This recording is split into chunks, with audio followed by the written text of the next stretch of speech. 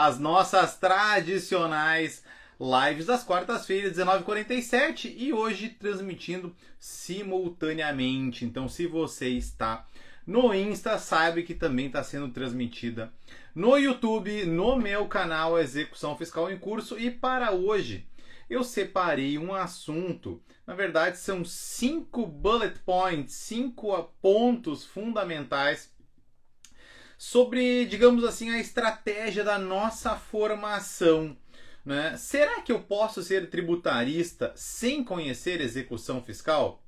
Essa é a questão para a gente tratar hoje em 5 pontos fundamentais que eu quero compartilhar com vocês. E essa visão aqui para compartilhar hoje surgiu de uma conversa que eu tive com a doutora Fernanda Camano, também com o professor e colega juiz federal, doutor Paulo Conrado. Está disponível também no meu canal essa conversa sobre a vida do tributarista nas execuções fiscais. Foi uma conversa muito bacana e saiu no perfil lá do Clube de Debates Oficial, que vai ser então vão ser disponibilizados os cortes. Então, olha, realmente é importantíssimo. Talvez você já tenha me visto falar sobre que não tem como ser tributarista sem conhecer execução fiscal. Mas por que isso? Talvez você já tenha me visto falar, mas agora eu vou aglutinar aqui nesta nossa conversa 5 pontos de vista fundamentais para a gente entender. Tiago, por que eu preciso conhecer execução fiscal? Tiago, eu trabalho numa outra área, ou na contabilidade, ou no consultivo, ou na recuperação, ou no contencioso administrativo. Não me interessa atuar em execuções fiscais. Por que mesmo assim você, tributarista, precisa conhecer? Pessoal, a execução fiscal faz parte do ecossistema tributário. Ela não se separa desta vida no tributário. Eu posso, como eu mesmo, não sou um grande conhecedor de ICMS. Eu não preciso conhecer ICMS para atuar na minha atividade. No entanto, conhecer execução fiscal é indispensável mesmo para os especialistas numa dessas atividades que eu comentei: contencioso administrativo, recuperação de créditos ou mesmo consultivo. Não tem como viver sem conhecer execução fiscal.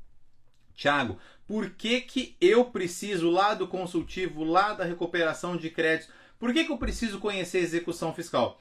Pessoal, nunca se escapa de conhecer, porque é lá que acabam os problemas.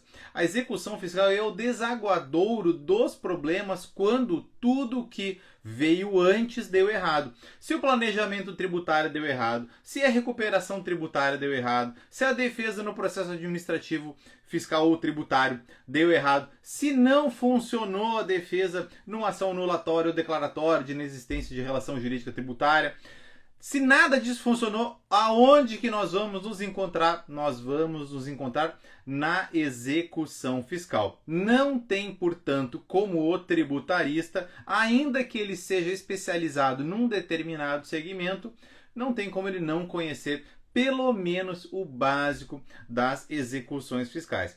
Tiago, eu nunca vou entrar com uma ação judicial acerca de matéria tributária. O meu trabalho é apenas na recuperação de créditos, na via administrativa. Eu preciso conhecer?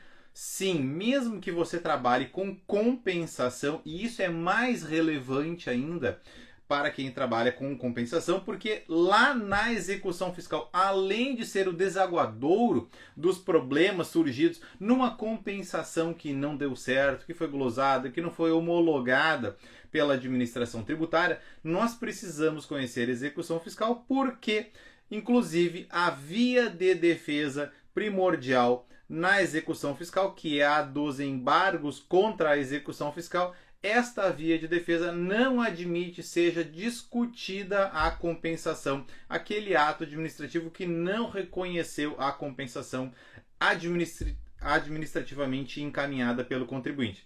Portanto, não tem como dissociar a execução fiscal de qualquer uma dessas atividades. Você precisa estrategicamente conhecer um pouco, pelo menos saber a tramitação do crédito, quais são as ferramentas de cobrança, quais são as potenciais consequências, quais são os reflexos, quais são as alternativas. E hoje mesmo eu vi uma fotografia, me chamou muita atenção. Pessoal, se eu não tenho ferramentas, se eu não tenho soluções, se eu não tenho um repertório de soluções, a minha vida fica muito mais difícil. É como aquela coisa que eu brinco com vocês. Se eu só tenho martelo, tudo que tem na minha frente é prego. Eu resolvo tudo na base da martelada. E a gente precisa ter ferramentas para produzir os melhores resultados, sempre dentro da legalidade, sempre dentro do que a jurisprudência majoritária ou mesmo vinculante oriente na atividade do tributarista. Tiago, eu quero trabalhar com tributário, me interessa a matéria tributária, eu quero ser um tributarista. Portanto, você vai ter que se dedicar a conhecer pelo menos as ferramentas de cobrança, como funciona a execução fiscal. Sem conhecer a execução fiscal, não existe uma formação de um tributarista por completo, tá bom? Pessoal, outra razão fundamental pela qual você deve atentar à execução fiscal ou às cobranças tributárias. Pessoal, o tributarista está hoje sendo bombardeado com decisões extremamente impactantes oriundas dos tribunais superiores.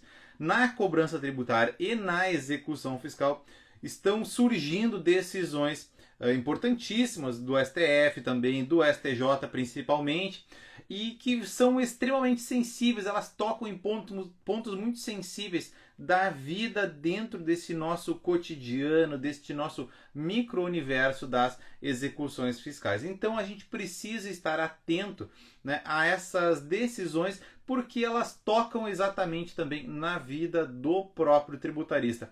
Como tratar de matéria tributária sem saber que podem ser empregadas medidas executivas atípicas, já vinham sendo determinadas na execução fiscal por parte do STJ com base no tema repetitivo 1026. Agora o Supremo julgou em ADI a possibilidade, né, confirmou a constitucionalidade do inciso 4º do artigo 139 do CPC, que se aplica na execução fiscal, confirmou que o juiz pode empregar medidas executivas atípicas, inclusive nas demandas de cobrança e execução.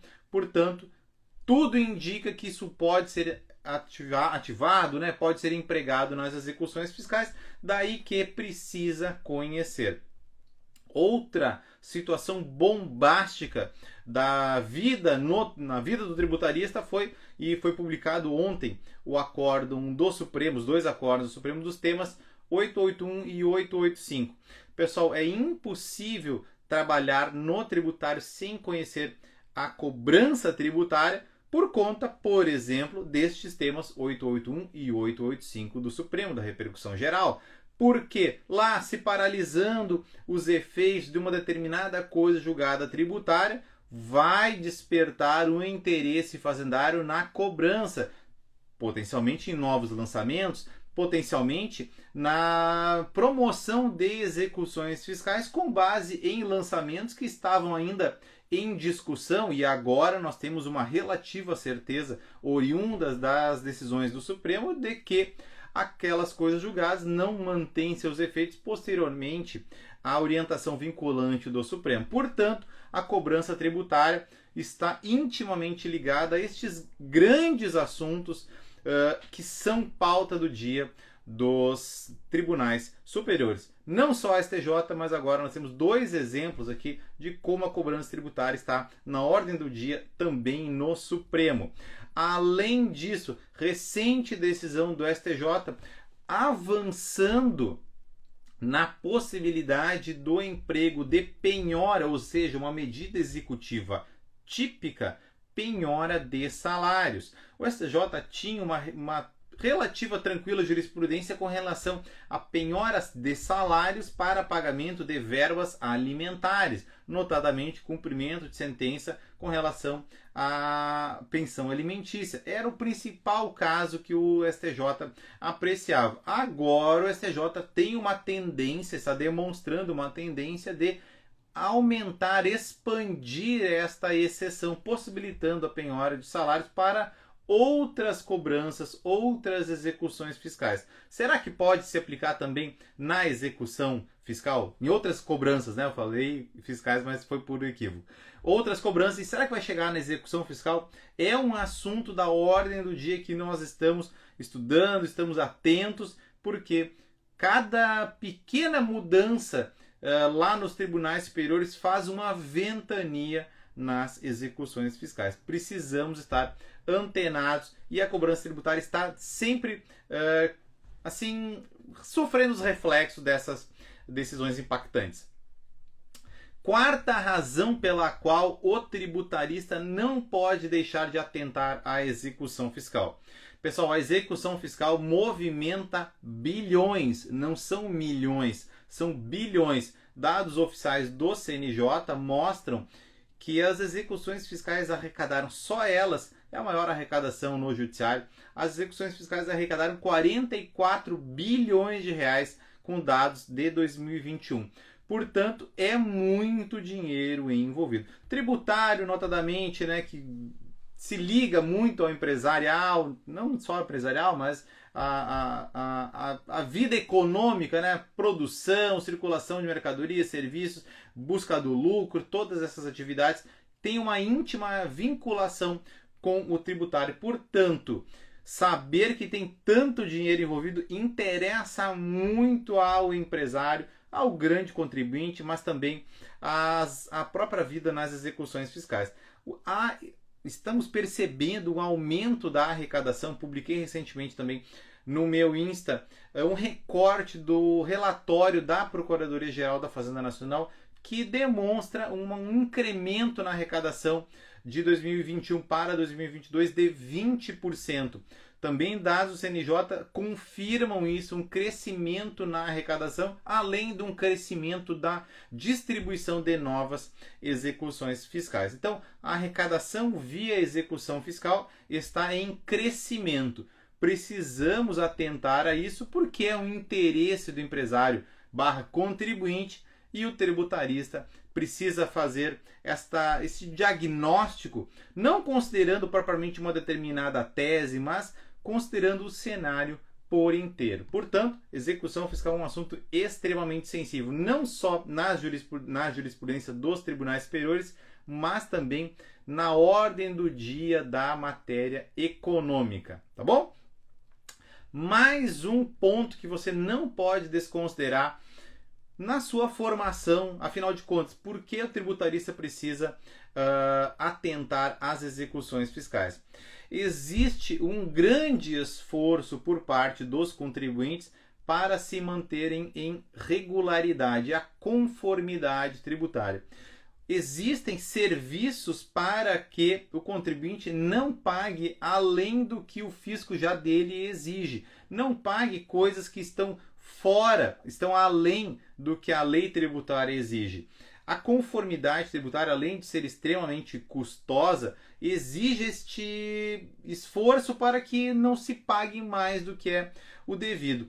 Eu fiz um paralelo neste juízo com relação à execução fiscal.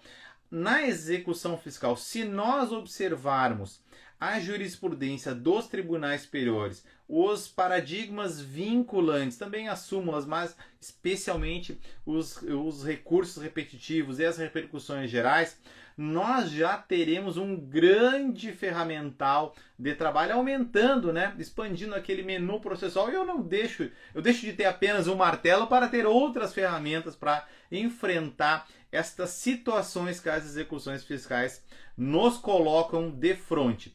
Portanto, nós precisamos conhecer, precisamos aumentar o nosso leque de ferramentas, por exemplo, aplicando a jurisprudência, que é tão vasta, em algumas circunstâncias aparentemente conflitante. A gente tem que buscar o fio condutor que realmente possibilite a costura desses entendimentos e produzir, por exemplo, os melhores resultados com os melhores esforços nas execuções fiscais. Outros dois pontos complementares com relação a esta conformidade se dá justamente porque na execução fiscal nós temos uma espécie de inversão da lógica, porque em muitas situações, em muitas, digamos assim, até em situações de mercado no tributário, se testam teses, se oferecem teses, desafiam-se entendimentos dos tribunais superiores, e a tese do século é um exemplo disso. Os tribunais superiores revisaram a sua jurisprudência, que já era sumulada, e expediu o tema 69 do Supremo Tribunal Federal e seguido naturalmente, porque é vinculante, por todos os demais tribunais. Mas na execução fiscal nós temos uma espécie de inversão desta lógica, porque nós não testamos teses, nós não desafiamos a jurisprudência dos tribunais superiores, nós não ofertamos oportunidades. A grande oportunidade é esta busca da conformidade, em resolver problemas que já têm solução com base na jurisprudência pacificada, na jurisprudência vinculante, na jurisprudência especialmente dos tribunais superiores e no que ela é, porque ela não desce aos fatos, complementada pelos tribunais de apelação. E com isso nós temos então um menu processual com uma relativa certeza ou com uma grande chance de não se ter uma reversão, porque, por exemplo, nas teses que desafiam os entendimentos dos tribunais superiores, nós temos uma eventual chance de reversão, né, até de sucumbência. Não é exatamente o que acontece no nosso cotidiano das execuções fiscais, e aqui então fica uma visão de que o tributarista precisa atentar a este ferramental aqui das execuções fiscais. Pessoal, deixa eu ver se ficou alguma questãozinha por aqui. Atrasada. Sobre o curso, pessoal, tem já um link para a lista de espera lá nos destaques, tá? Nos destaques tem uma lista de espera, você pode acessar lá a lista de espera lá da Thailand. O pessoal me perguntou no final de semana também, está sem áudio. Deu um problema no áudio aqui, mas vou salvar aqui o áudio do YouTube, do Insta e jogo lá. Pessoal, tá bom, pessoal? Muito obrigado, então, a todos que acompanharam. E os bullet points desta aula também vão ser compartilhados por e-mail para aqueles inscritos lá na lista de e-mails. Tem o link da bio para que você se inscreva e receba, então, os resumos das nossas aulas. Tá bom, pessoal? Um forte abraço que os acompanharam. Muito obrigado e até a próxima.